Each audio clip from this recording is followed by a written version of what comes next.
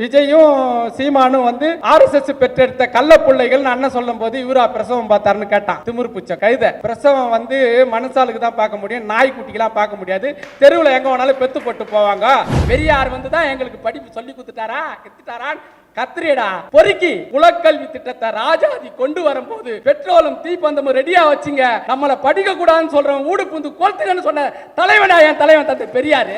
இந்த பெரியாரை இவன் RSS கிட்டே பொறுக்கி தின்பதற்கு, இவன் பொழப்பு நடத்துவதற்கு, இவன் வயிறு வளர்ப்பதற்கு, இவன் சுகபோகமாக வாழ்வதற்கு தந்தை பெரியாரை தொடர்ந்து குறை சொல்லி பேசிக் கொண்டு வருகிறான். இவர் திருப்பி விடுறாரா? திருப்பி உன்ன மாதிரி வண்டிங்களை எவ்வளோ திருப்பி விட்ட வண்டிங்கெல்லாம் நாங்க பாத்துக்கிறோம். காமராஜரை நிக்க வச்சு ஜெயிக்க வைக்கிறாரு. 6000 பள்ளிக்கூடத்தை 9000 பள்ளிக்கூடமா காமராஜர் திறக்கிறாரு. நேத்தி சுந்தரவேட்டிகள் கிட்ட 2 பேர் பேசிட்டு போறாங்களாம். இதெல்லாம் நம்ம பண்ணோம், இதெல்லாம் நாம பண்ணோம். பெரியார் சொன்னாரு நாம பண்ணணும். காமராஜர் பதிவு பண்ணிட்டு போய்கிறாரா? டாக்டர் தான் படிக்கணுமான்னு கேட்ட புறம்போக்கு நாய் நீ. எல்லாரும் டாக்டர் ஆயிட்டா அப்ப யாரு தான் ஊசி போடுவாங்கன்னு கேட்ட முட்டா பையன், வடிகட்டின முட்டா பையன், RSS BJP கிட்ட பொறுக்கி துண்ட பையன். டாக்டர் தான் படிக்கணுமா? டாக்டர் தான்டா படிப்பான். இவன் வந்து நம்ம கிட்ட வந்து ஜோக் காட்டுறான்.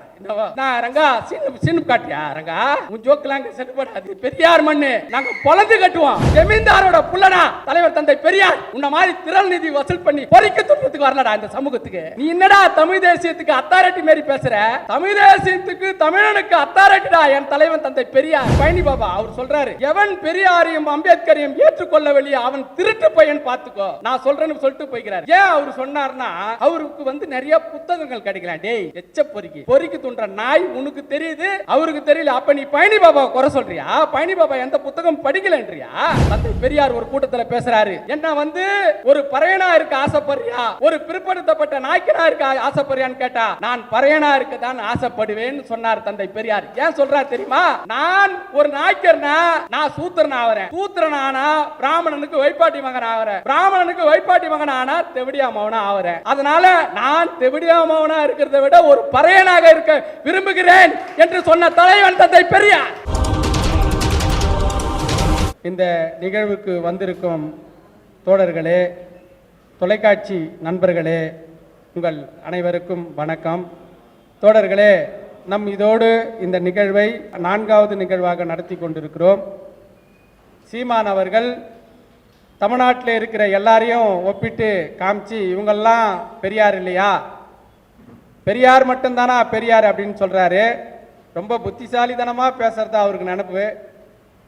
ராமதாஸை நாங்கள் பெரியாராக ஏற்றுக்கொள்கிறோம் என்று சொல்லிவிட்டு எங்க அண்ணனை சொல்லாம போனா தப்பாயிடுமேன்ட்டு நம்மளுடைய எழுச்சி தமிழர் அண்ணன் தோல் திருமாவளவன் அவர்களை அவரும் எங்களுக்கு பெரியார் என்று ஒரு சிண்டு முடிக்கக்கூடிய வேலையை செய்கிறார். இதையெல்லாம் தெரியாமலா அண்ணன் திருமாவர்கள் இந்த அளவுக்கு வளர்ந்து வந்திருக்கிறாரு? இவர் பயங்கர புத்திசாலி தானேமா. அண்ணனை வந்து தலைவர்னு சொல்லிட்டா அண்ணன் வந்து நம்மளை வந்து எதுவும் பேச மாட்டாரு, கம்முன்னு விட்டுருவாரு அண்ணன் அப்படின்னு நினைச்சுக்கிறாரு. அப்படி இல்லை அண்ணன், நீ புகழ்ந்தாலும் சரி நீ திட்டினாலும் சரி, சரியா செய்றியா தப்பா செய்றியான்னு சிந்திக்கக்கூடிய ஒரு தலைவன் அண்ணன் திருமாவளவன் அவர்கள். யாரும் வந்து அவரை வந்து ஏமாத்தி விட முடியாது. எதிரில் ஊழக்குமுடு போட்டு பின்னாடி போயிட்டு இவன் என்ன வேலை செய்வான்னு சிந்திக்கக்கூடிய ஒரு தலைவன் அண்ணன் திருமா அவர்கள். புரியுதுலா? அதுவே 2 நாளுக்கு முன்னாடி என்ன கேட்குறான்னா, அண்ணன் பேசுறாரு, விஜயும் சீமானும் வந்து RSS பெற்றெடுத்த கள்ள பிள்ளைகள் அண்ணன் சொல்லும் போது இவரா பிரசவம் பார்த்தாருன்னு கேட்டான். திமிரு புச்ச கழுத. நாங்களாம் அது அப்போ ஃபேஸ்புக்கில் போட்டிருந்தோம். என்ன போட்டோம்னா, பிரசவம் வந்து மனுஷாளுக்கு தான் பார்க்க முடியும், நாய்க்குட்டிக்கெல்லாம் பார்க்க முடியாது. தெருவில் எங்கே வேணாலும் பெத்து போட்டு போவாங்க, அதுக்கெல்லாம் யாரும் பார்க்க முடியாது. நாங்கள் பதிலடி கொடுத்தோம். உடனே 2 நாள் பொறுத்து அண்ணங்கிட்ட வந்து இப்படி பேசுகிறான். அண்ணன் உங்களை மாதிரி எவ்வளோ பேரை பார்த்துட்டு இந்த சமூகத்தில் கீழ் மட்டத்திலேருந்து இந்த அளவுக்கு வளர்ந்து நிற்கிறார் என்றால் அவருடைய சிந்தனைகளும் அவருடைய செயல்பாடுகளும் இன்னும் RSSும் BJPயும் ஜீர்ணிக்க முடியாத ஒரு தலைவன் தமிழ்நாட்டில் உண்டு என்று சொன்னால் அந்த அண்ணன் திருமாவளவன் அவர்கள் தான். ஏன் போக முடியாது? அவரால் போக முடியாது. RSS கிட்ட போனா BJP கிட்ட போனா கேபினட் அமைச்சர் பதவி கொடுப்பான், மேல உட்காருவார் போய். அந்த அப்படியாப்பட்ட அந்த பதவிலாம் எனக்கு தேவையில்லடா. இந்த மக்களுடைய சுதந்திரமும் இந்த மக்களுடைய சுயமரியாதையும் இந்த மக்களும் மானமாக வாழ வேண்டும் என்று நினைத்த ஒரு தலைவர். இன்னைக்கும் RSS BJP விரட்டி அடிக்கக்கூடிய ஒரு தலைவர் ஐயா ஆசிரியர் வீரமணி அவர்கள் சொல்லுவாரு. அவருடைய கூட்டங்கள்ல அண்ணனை அழைத்து கூட்டம் நடத்தும் போது அந்த கூட்டத்தில் சொல்லுவார் ஆசிரியர், அவர் கடைசி தலைவர் என்று சொன்னால் ஆசிரியர் அவர்கள் தான். திராவிட இனத்தினுடைய கடைசி தலைவர் ஆசிரியர் அவர்கள் தான். அவருடைய வயதில் அவர் எத்தனையோ அனுபவங்களை, எத்தனையோ போராட்டங்களை, எத்தனையோ தலைவர்களை அவர் பார்த்தவர். அவர் சொல்றாரு, அறிஞர் அண்ணா பிரிஞ்சு போகும்போது திராவிடர் கழகமும் திராவிட முன்னேற்ற கழகமும் இரட்டை குழாய் துப்பாக்கிகள் என்று அண்ணா சொன்னார்.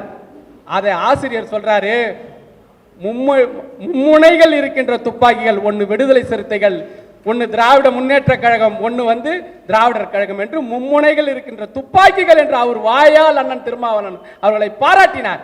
அவர் வாயில பாராட்டு சாதாரண விஷயம் கிடையாது, அனுபவங்கள். அந்த அளவுக்கு தலைவர். அப்படியாப்பட்ட அண்ணனை நீ கோல் மூட்டி விட்டு சிண்டு மூட்டி இங்க எங்களுக்கு எதிர்ப்பா பெரியாருக்கு எதிர்ப்பா நீ சொல்லிட்டீங்கன்னா ஆயிடுமா? அடுத்த வருகின்ற 23ஆம் தேதி அண்ணனை கூப்பிட்டு சிறப்பா சர்பிட்டி தியாகராய அரங்கத்தில் நிகழ்ச்சி ஏற்பாடு பண்ணியிருக்கிறோம். உன்னை புலகத்துக்கு ஞாபகம் வச்சுக்க, சும்மா கிடையாது. நாங்க கரெக்டா வச்சு வேலை செய்வோம். தலைவருக்கெல்லாம் தலைவர் தந்தை பெரியார் என்ற தலைப்புல நாங்க உனக்கு வச்சிருக்கிறோம். இன்னைக்கு அதுக்கு பதிலடி. அறிஞர் அண்ணா பெரியார் விட்டு பிரிஞ்சு போயிட்டாரு, அண்ணா பேசாததா, திமுக பெரியாரை பத்தி பேசாதான்னு பேசுனாங்க தான். யாரும் இல்லைன்னு சொல்ல, நாங்க இல்லைன்னு சொன்னோமா? பேச அவங்களுக்கான ஒரு கால சூழல். மணியம்மையாரை திருமணம் பண்ணி கொண்டார், அதனால அண்ணா பிரிந்து போயிட்டாரு. அண்ணா பிரிஞ்சு போனாரு, அதை ஒரு காரணம் காட்டினாரு. அதே அண்ணா 1967 முதல்வர் ஆனவனே யாரை பார்த்தார் தெரியுமா? தந்தை பெரியாரை பார்த்தாரு.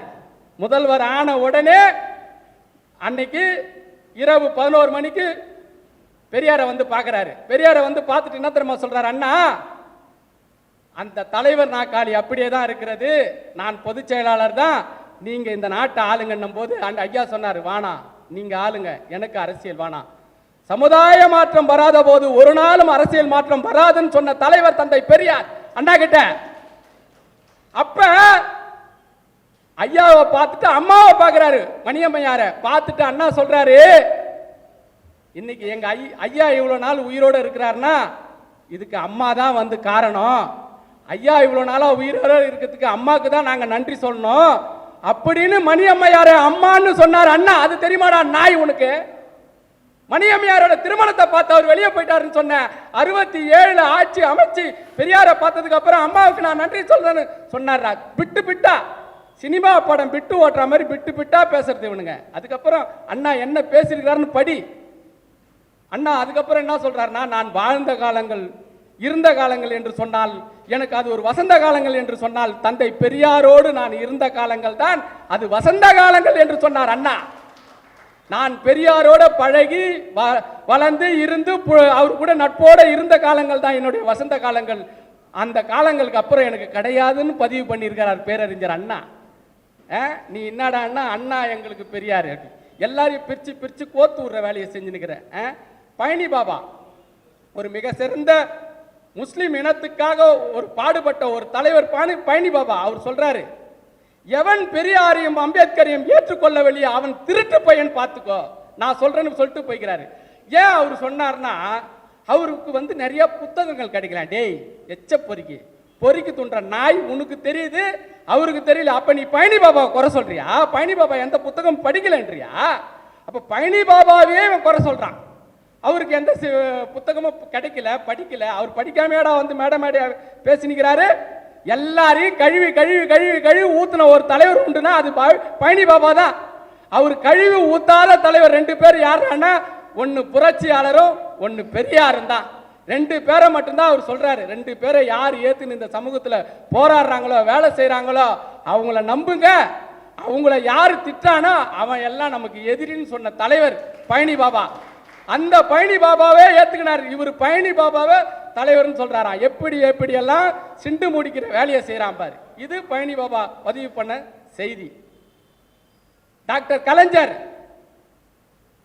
அவரு ஆட்சியில் இருக்கிறார், முதல்வரா இருக்கிறார். முதல்வரா இருக்கும் போது தந்தை பெரியார் அவர்கள் இறந்து போயிடுறாரு. இறந்து போன தந்தை பெரியாருக்கு ராணுவ மரியாதை கொடுத்து அந்த சடலத்தை அடக்கம் செய்கிறாரு. அப்ப சொல்றாங்க, நீங்க எப்படி பெரியாருக்கு ராணுவ மரியாதை கொடுப்பீங்க, அவர் எதுவும் அரசு துறையில இல்லையே அப்படின்னும் போது டாக்டர் கலைஞர் சொல்றாரு, காந்திக்கு எப்படி நீங்க அரசு மரியாதை கொடுத்தீங்க? அந்த மாதிரி அவர் இந்தியாவுக்கு தந்தைனா தமிழ்நாட்டின் தந்தை தந்தை பெரியார். அவருக்கு நான் ராணுவ மரியாதை கொடுக்கிறேன், அதனால என்னுடைய ஆட்சி போதுனா பரவாயில்ல, என் தலைவனுக்கோசம் சொன்ன தலைவர் டாக்டர் கலைஞர் அவர்கள் அரசு மரியாதை கொடுத்து பெரியாரை அடக்கம் செய்த தலைவர் டாக்டர் கலைஞர். இப்படி எல்லாமே சொல்லிக்கினே வரலாம்.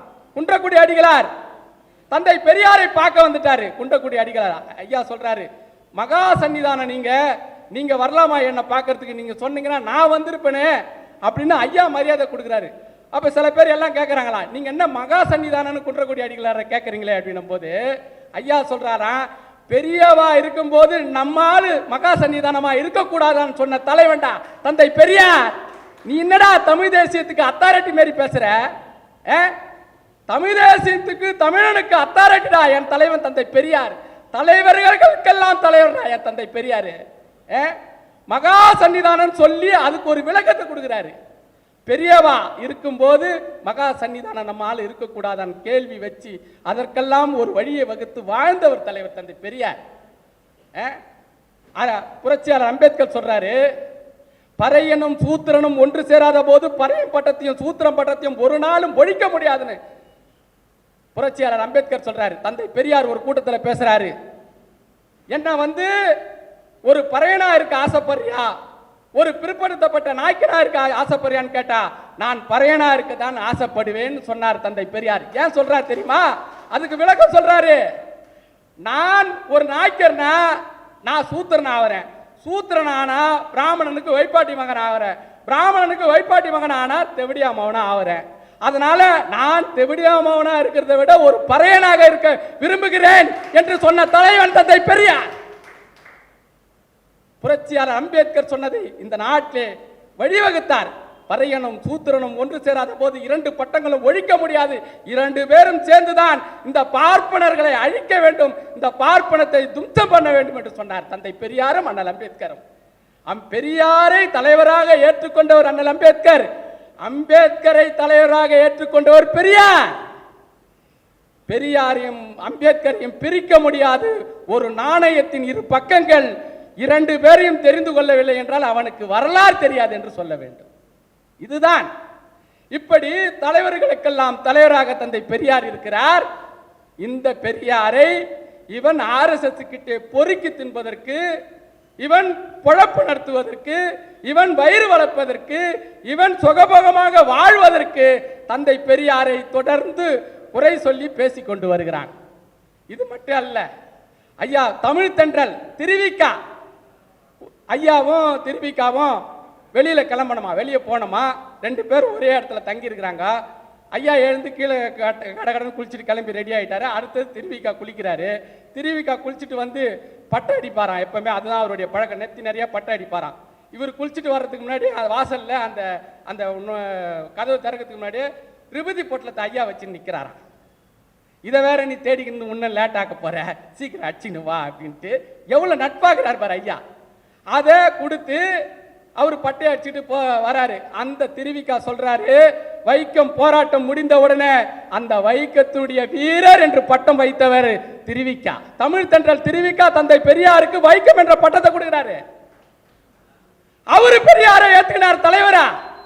நீ என்னடா பிள்ளைகா பையன், நீ ஜாப்டா, நீ என்னடா எங்க ஐயாவுக்கு அளகோல் வைக்கிறது?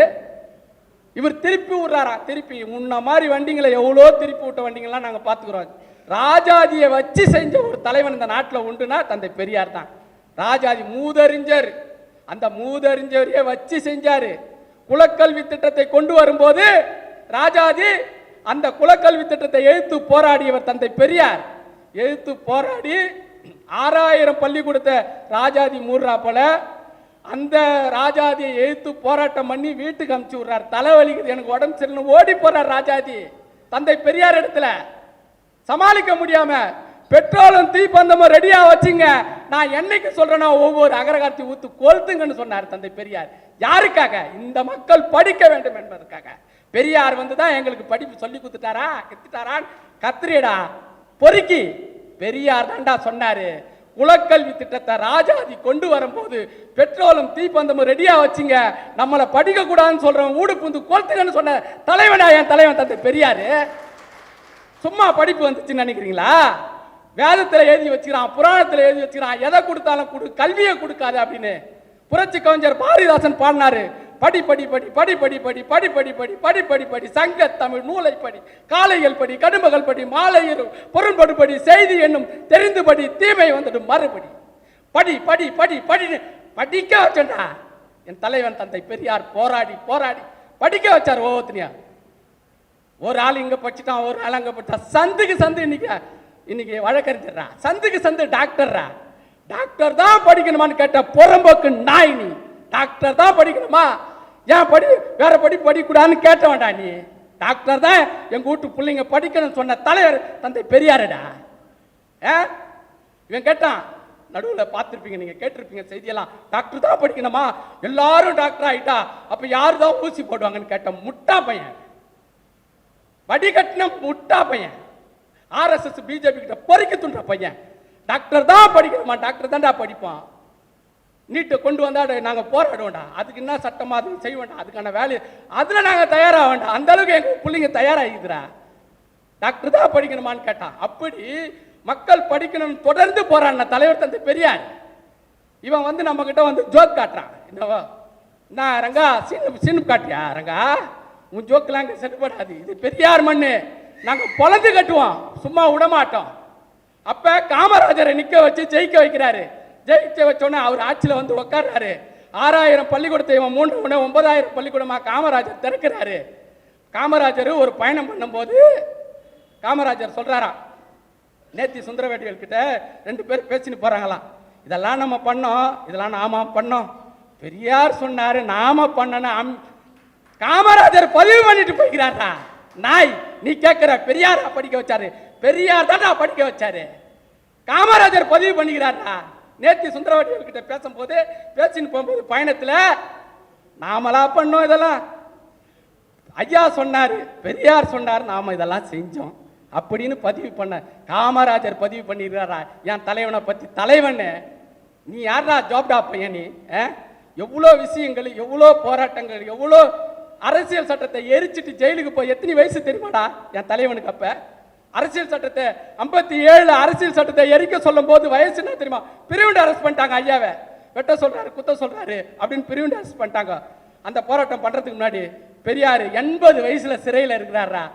அந்த சிறை டிஐஜி வந்து பெரியார் வந்து கேட்கறான், நல்லா இருக்கிறீங்களா, சௌக்கியமா இருக்கிறான். ஐயா கேட்கறாரு, ஏன் அவனுக்கு எங்கன்னா அறிவு வேணா, 80 வயசாவது எனக்கு தனிமை சிறை வேற கொடுத்துட்டு நான் எப்படியா நல்லா இருப்பேன்னு பதிவு பண்ணாரியா. 80 வயசுல சிறைக்கு போனாரு. எப்படிப்பட்ட ஒரு தலைவன்? தலையில எண்ணெய் வைக்க முடியாம காஞ்சி போனவனா? ஒரு செல்வந்தர் குடும்பத்தை சேர்ந்த தலைவன்டா, ஒரு செல்வந்தர் குடும்பத்தை சேர்ந்த பெரிய ஜமீன்தாரோட புள்ளனா தலைவர் தந்தை பெரியார். உன்ன மாதிரி திரள் நிதி வசூல் பண்ணி பொறிக்க தொட்டுறதுக்கு வரலடா இந்த சமூகத்துக்கு.